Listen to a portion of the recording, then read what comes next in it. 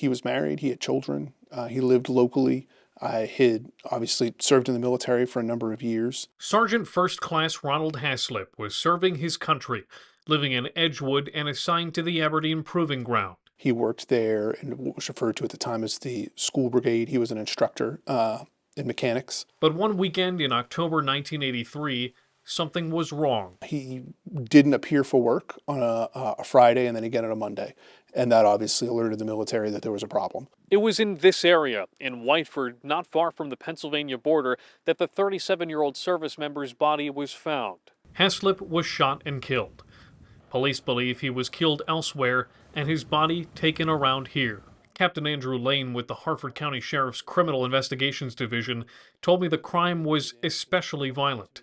To this day, no one is charged with his murder. They learned that the victim was involved in romantic relationships that maybe could have led to this occurring. And in investigating that, in those relationships, they did develop a person of interest, originally in 1983.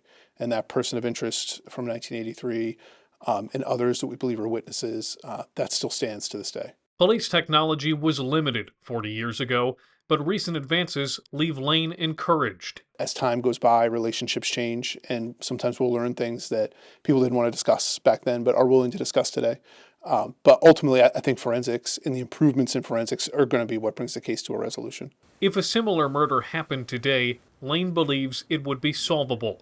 Investigators have interviewed on the Haislip case in the last several years. They'll still take anything they can from the public.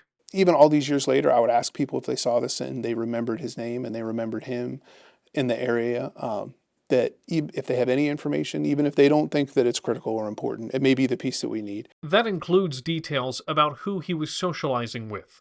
Anything at all to help deputies close this cold case. You can call the Harford County Sheriff's Office at 410-838-6600.